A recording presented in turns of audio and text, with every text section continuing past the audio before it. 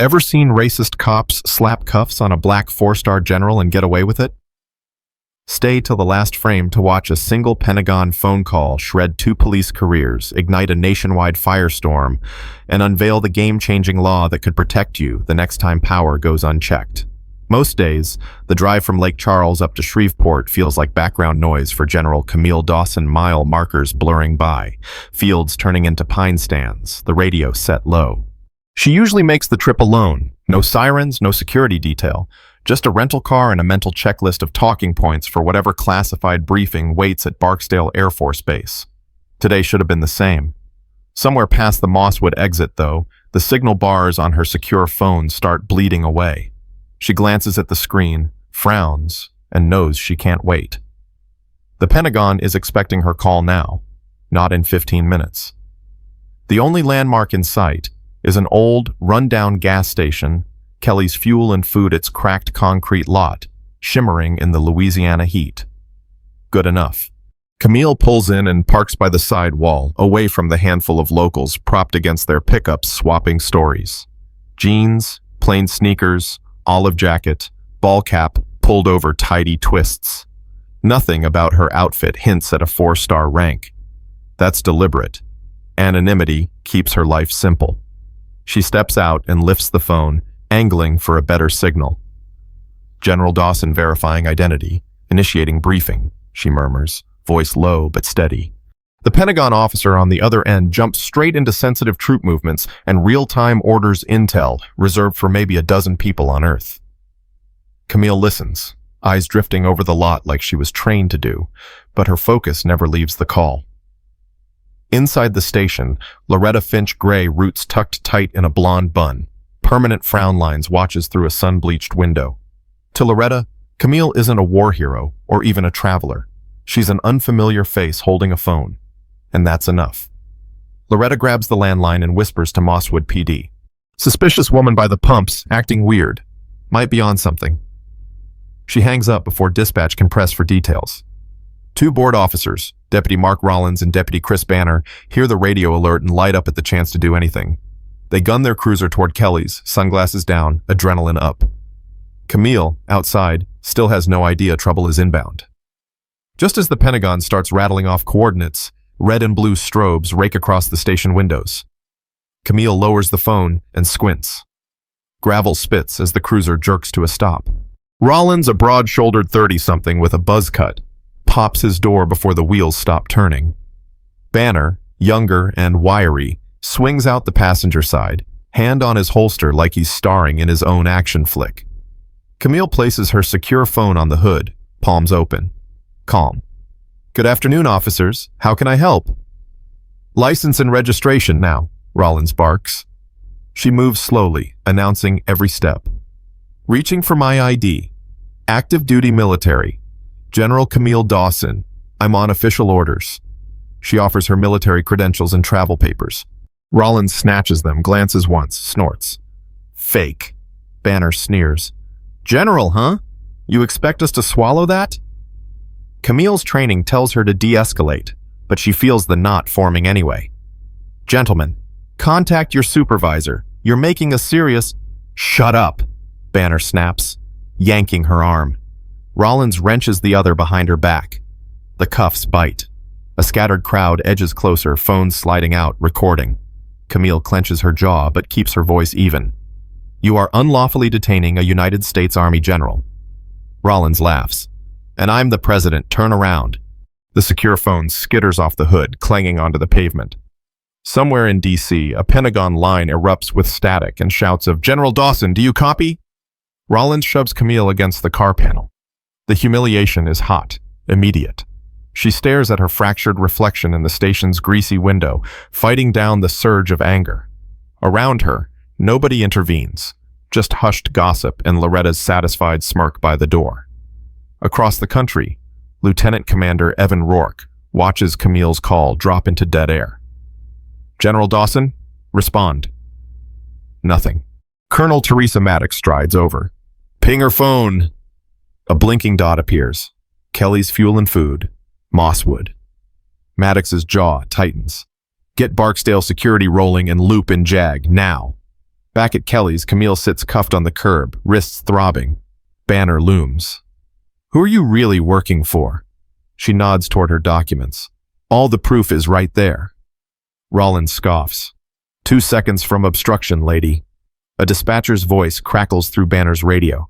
"Unit 3, be advised. Subject is flagged federal. Pentagon demands immediate release and stand by for instructions." Color drains from both deputies' faces.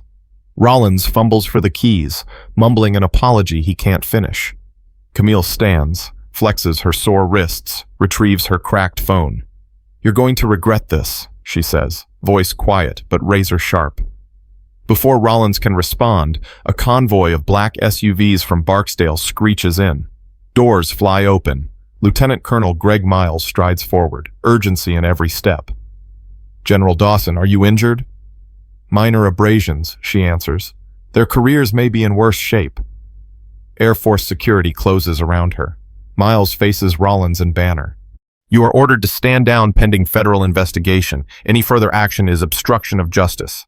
Rollins stammers. "We didn't know—" "You had her documentation in hand," Miles snaps.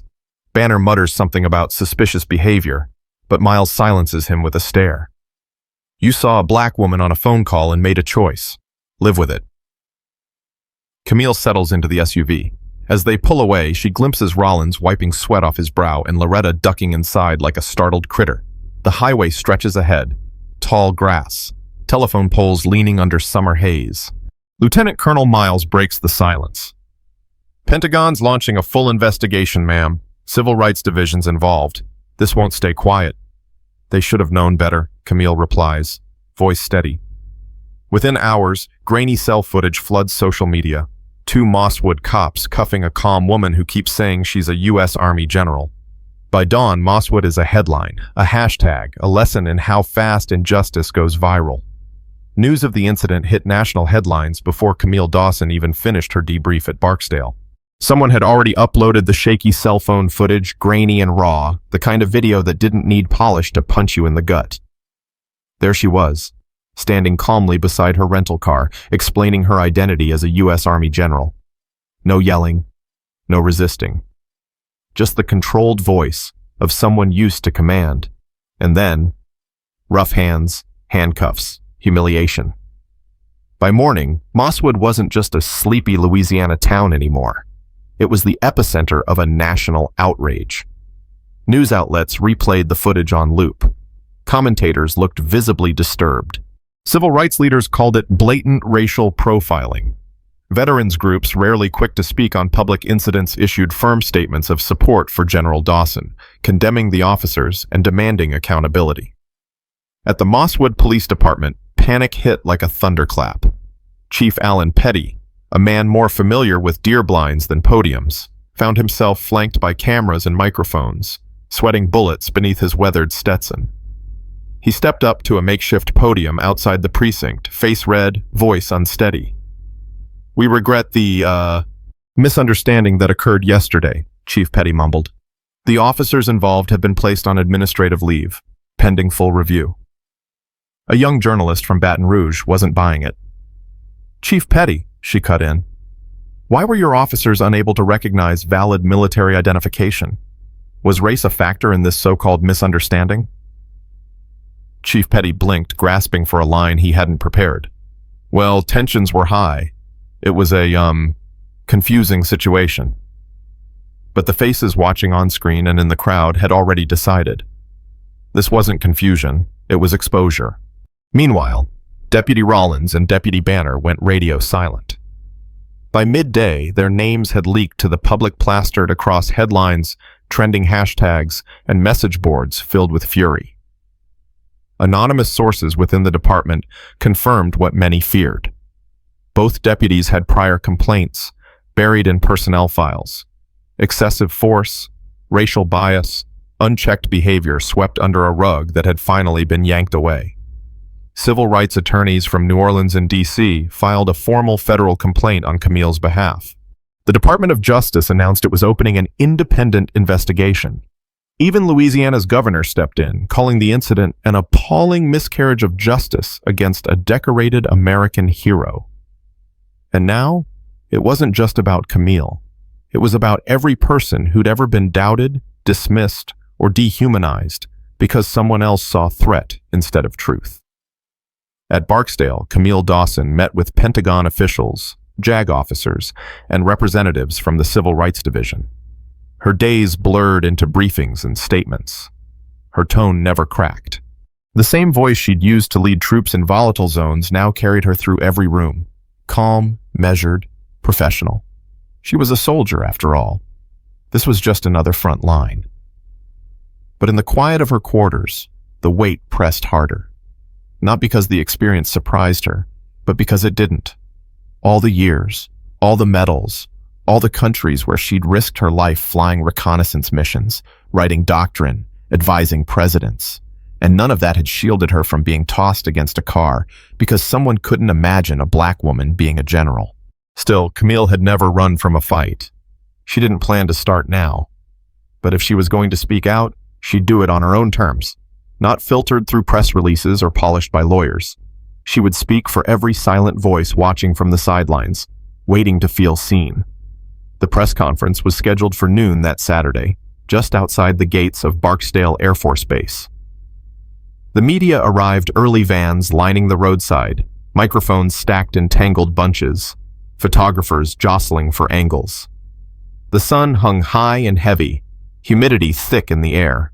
The crowd buzzed with anticipation, not the excited kind, but the solemn electricity that comes before something meaningful, something irreversible. Camille Dawson stepped up to the podium in full dress uniform for the first time in months. The medals glinted under the light, sharp against the crisp navy of her jacket. Her spine straight, chin level, eyes calm but unflinching. She wasn't here to perform. She wasn't here to soothe. She was here to speak. To her left stood Lieutenant Colonel Greg Miles, arms folded tightly across his chest, his expression unreadable but fierce in his loyalty. Behind him stood a handful of Pentagon representatives, none of them speaking. They'd offered her carefully edited remarks the night before, safer words, more diplomatic tones. Camille had thanked them, then ignored them. When she finally spoke, her voice cut through the heat and static like a scalpel. "My name is General Camille Dawson," she began. "I've served this country for 29 years on battlefields, in war rooms, in spaces where decisions shape the world. I've commanded troops, authored defense strategy, and advised the highest levels of government. Yesterday, none of that mattered." She paused. The silence that followed wasn't empty, it carried weight. "I wasn't judged by my service. I wasn't evaluated on my behavior. I was reduced to a threat because of the color of my skin and the assumptions that came with it." Reporters scribbled notes. Cameras zoomed. But Camille wasn't speaking for the media. She was speaking to the people who'd seen that footage and felt a familiar knot in their chest. The ones who'd been doubted, disrespected, discarded. The ones who knew exactly what it meant to be invisible and hyper-visible all at once. "I'm not here today for an apology," she said. "I'm here because silence isn't an option.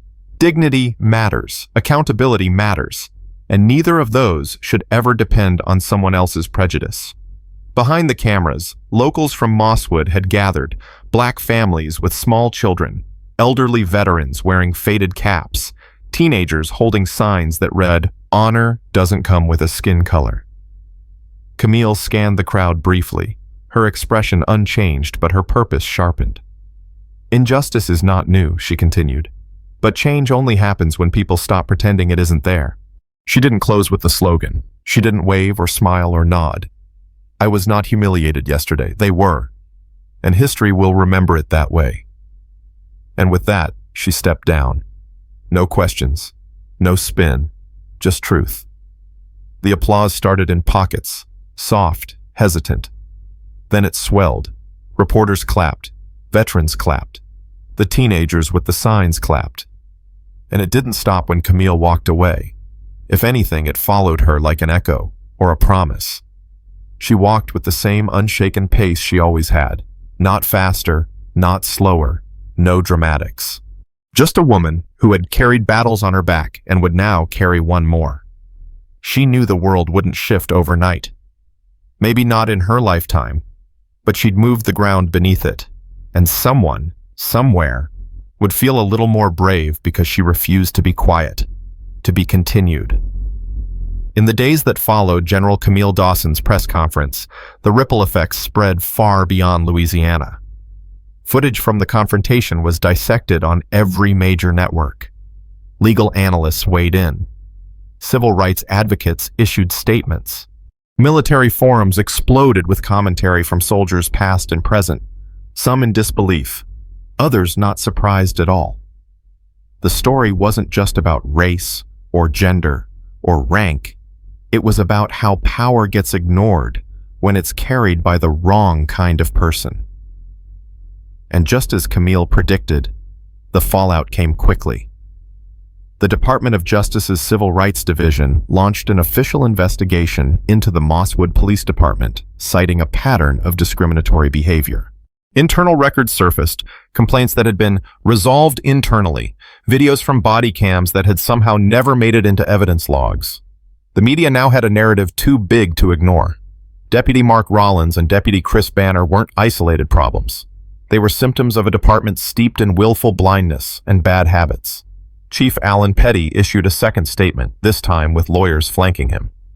"We take these allegations seriously," he read off a notepad, not looking up once. "We're cooperating with federal authorities." But no one was buying it anymore.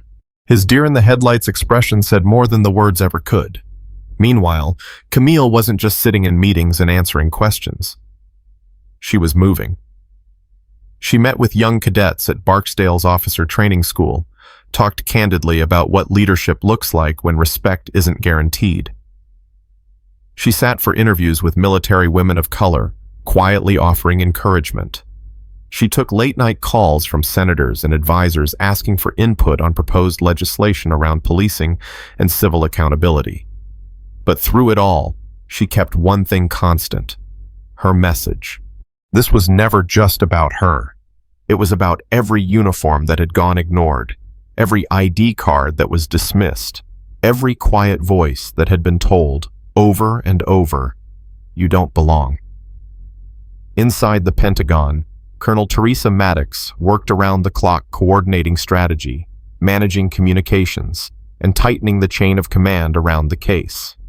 She and Lieutenant Commander Evan Rourke held twice-daily briefings with civil rights liaisons and defense attorneys, tracking everything from media fallout to procedural violations in Mosswood's department.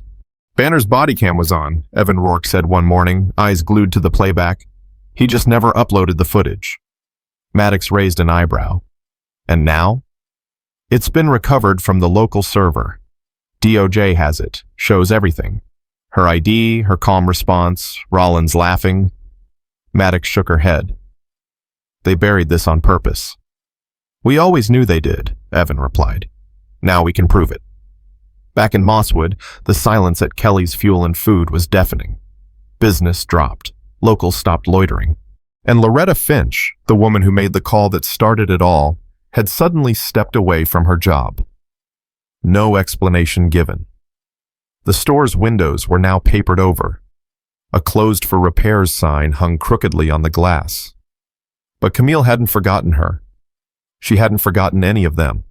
And when the time came, she brought it all to the attention of the federal team overseeing the investigation, not out of revenge, but because systems only change when the roots are exposed. And what happened at that gas station wasn't an accident. It was the result of years of unchecked assumptions, laziness, and ignorance dressed up as routine policing. Still, not everyone stayed silent. A retired colonel named Victor Ames, who had served with Camille during her first tour in Afghanistan, appeared on national television. "I've seen General Dawson command operations under gunfire, navigate political landmines, and advise top-level defense officials, and now she's being asked to prove her existence to deputies who can't read federal ID. This isn't just injustice, it's insult to all of us." His voice struck a nerve. Other veterans began speaking up. Congressional aides drafted legislation nicknamed the Dawson Act, a policy package aimed at reforming how local enforcement interacts with federal officials and how racial profiling complaints are processed. Camille had never wanted to become a symbol, but she understood the weight of moments like this. Not every battle has bullets. Some have microphones, and she wasn't going to waste hers. One afternoon, during a scheduled Q&A on base, a young black cadet raised her hand. "Ma'am," she said nervously, "do you ever regret putting yourself in that position? I mean, going off base, alone, with no detail?" Camille studied the girl for a beat, then answered clearly. "No. I regret that my country created a system where someone like me needs a bodyguard just to make a phone call." The room fell silent. "But I'll tell you what I do carry," she continued. "I carry every name that never made it to the news. Every time someone got pulled out of a car and no one was watching. Every cadet like you wondering if your rank will ever be enough. I carry all of that. And I'm still standing." The cadet nodded slowly.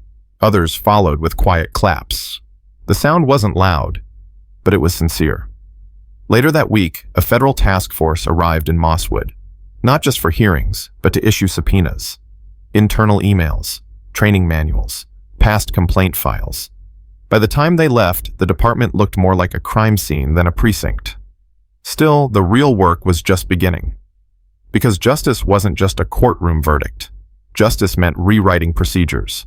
Justice meant cultural retraining. Justice meant accountability, even when no one was filming.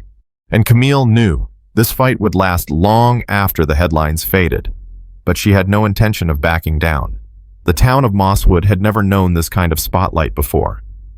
National media vans lined the narrow streets, satellite dishes sprouting like weeds on rooftops. Journalists asked questions nobody in town wanted to answer. And for once, the regulars at the diner didn't have the luxury of turning the page or changing the channel. There was no escaping the story of General Camille Dawson, not in Mosswood, not in Louisiana, not in the entire country. And yet, even in the midst of scrutiny, a few people still clung to their own version of events. "She was dressed like she didn't belong," someone muttered during a school board meeting. "She was acting suspicious," another chimed in at the barber shop. But more and more, those voices were drowned out, not by shouting, but by truth. One of the first to break ranks was Officer Landon Price, a 10-year veteran of the Mosswood PD. He had watched from the sidelines as his department floundered. And one morning, without telling anyone, he walked into the federal field office now stationed just outside town and gave a full sworn statement. Rollins and Banner weren't just careless, he told investigators. They were proud of what they did. When they got back to the station, they were bragging, said they put her in her place, didn't even look twice at her ID. When asked why he didn't speak up sooner, Price stared at the table for a moment before replying, "Because I knew what they'd do to me, but I couldn't live with it anymore." That testimony cracked the department wide open. More followed: dispatchers, admin staff, even a former training officer, all describing an unspoken culture that allowed bias to fester. Small town, big blind spots. Meanwhile, back at Barksdale, Camille Dawson was preparing for something entirely different. The Senate. The Armed Services Committee had requested her appearance, voluntary of course, but clearly urgent. They wanted to hear from her directly, not just because of what had happened in Mosswood, but because of what it revealed. She flew to D.C. without ceremony, just her aide and a small overnight bag. No cameras, no press. At the hearing, she wore her uniform again, not out of protocol, but because the medals told a story too many people had chosen to ignore. A reminder of everything that came before that gas station parking lot. Senators from both parties filled the chamber. Some leaned forward, eyes sharp. Others glanced at their aides, checking notes. But when Camille began speaking, every head turned toward her. She didn't read a prepared statement. She didn't need to. For nearly 3 decades, I've operated in every kind of terrain: deserts, jungles, diplomatic minefields. I've flown reconnaissance missions under enemy fire. I've led humanitarian efforts in collapsed nations. I've negotiated face-to-face with foreign intelligence directors. And yet none of that protected me from being judged as a threat while standing next to my own vehicle making a call to the Pentagon. She let the silence settle. "I'm not unique," she continued. "This isn't about me. This is about systems built without accountability, about how rank, service, and constitutional rights can be swept aside by fear and ignorance. We train our soldiers to follow orders. We must train our officers to recognize authority. Both should demand discipline. Both should require respect. The room remained quiet long after she finished. Later, even Senator Douglas Walsh, a typically guarded conservative from Texas, leaned into his microphone. "General Dawson, I don't have a question. I just want to say this committee hears you, loud and clear." It wasn't a policy, it wasn't justice, but it was a start. Outside the chamber, reporters waited. Camille stopped briefly, gave a short statement. "I didn't come here for a spotlight. I came here for clarity. If this country wants to talk about patriotism, we have to start with fairness. If we want to talk about national security, we have to start with accountability. And if we want to honor service, we can't keep deciding who's worthy based on what they look like." Then she walked away, head high, pace steady, like always. Meanwhile, in Louisiana, prosecutors announced they would press charges against Deputy Chris Banner and Deputy Mark Rollins. Misconduct, civil rights violations, abuse of authority. Their lawyers pushed back hard, calling it a political show trial. But the evidence was overwhelming. The body cam, the phone footage, the witnesses, and the country was watching. At the same time, the Dawson Act, now officially drafted, was gaining traction. Its key provisions included mandatory national training for local officers on federal ID recognition, a real-time verification database for military and federal credentials, immediate suspension without pay for any officer accused of detaining verified federal personnel without cause, independent civilian review boards for all profiling-based detentions. Backers from both parties joined. The language was tight, the case was airtight, and the timing perfect. Still, none of this moved Camille as much as what arrived quietly one evening. A handwritten letter, no return address, just a postmark from a small town in Georgia. The writing was careful but unsure.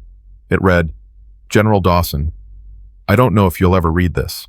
I'm a 17-year-old girl in ROTC. I saw the video. My dad said it wouldn't matter, said no one ever listens. But then you spoke, and I saw how they looked at you. Like you mattered. I'm going to keep going, because now I believe I can get there too. Thank you." Camille sat with the letter for a long time. She'd faced down missiles. She'd buried soldiers. She'd walked away from politics more times than she could count. But that letter, those few wobbly lines struck deeper than any metal ever had. Not because it praised her, but because it reminded her why none of this could be wasted. Not the moment, not the message, not the pain. Because somewhere out there, another young woman would stand in a uniform one day, maybe in a town just like Mosswood, and the only thing protecting her might be the echo of someone who refused to stay quiet. The trial began 6 months later in the federal courthouse in Shreveport. Deputy Mark Rollins and Deputy Chris Banner walked in flanked by their defense attorneys, both men wearing the same smug expressions they'd worn the day they cuffed General Camille Dawson in that sun-beaten parking lot. But this time, no one in the room mistook them for protectors. Not the jury, not the judge, and certainly not Camille. She wasn't there for revenge, she was there for the record. She took the stand on the second day of the proceedings. The courtroom went silent as she approached, every eye following her. Not for drama, but because her presence held weight authority without theatrics. She placed her hand on the Bible, took the oath, and looked straight at the prosecution. "I'm ready." The prosecutor guided her through the events with precision, where she was headed, what she was doing, how the officers responded. Every word she spoke was calm, factual, and when they asked how it made her feel, she didn't flinch. "Like I disappeared," she said. "Like my entire life. My service, my rank, my name meant nothing. I wasn't a general in that moment. I wasn't even a human being to them. I was just something they thought they could control." The courtroom was completely still. When the defense tried to poke holes, suggesting she hadn't properly identified herself, that her behavior was unusual for someone of her stature, Camille didn't bristle. She simply repeated, "My identification was visible. My travel orders were in hand. The only thing unusual was their refusal to read." On the final day of testimony, the prosecution played a montage. Body cam footage, cell phone clips, dash cam audio. The visuals didn't need interpretation. And when the jury returned, the verdict was swift. Guilty, on all counts. The sentence, termination from service, loss of pension, and a recommendation for federal civil rights prosecution. Outside the courthouse, Camille Dawson didn't gloat. She stepped to the podium just long enough to say what mattered. This was never about punishment. It was about precedent, about reminding the country that no one is above the law, not even those sworn to uphold it. Reporters asked if she felt vindicated. She paused. I feel seen, and that's more than I can say for how I felt on that day. The Dawson Act passed through Congress 2 weeks later with bipartisan support. The ceremony was held in the East Room of the White House. Military brass, civil rights leaders, and community organizers filled the chairs. Camille stood off to the side in a civilian suit, not in uniform this time, because this wasn't about command. This was about citizenship. The president offered her the podium. She didn't take it. Instead, she turned to the cameras and said just one sentence, "Make this count," and then she stepped back. Later that night, back in her quarters at Barksdale, Camille packed up the last of her belongings. She was retiring after 30 years. Her awards had been boxed, her nameplate removed from the door. But something else had changed too.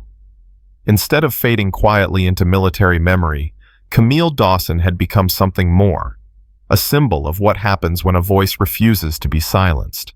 She sat by the window, sipping tea, watching the last light drain from the sky over the tarmac. No helicopters, no formation drills, just silence. Her phone buzzed. A message from Lieutenant Commander Evan Rourke. "Thought you'd like to know.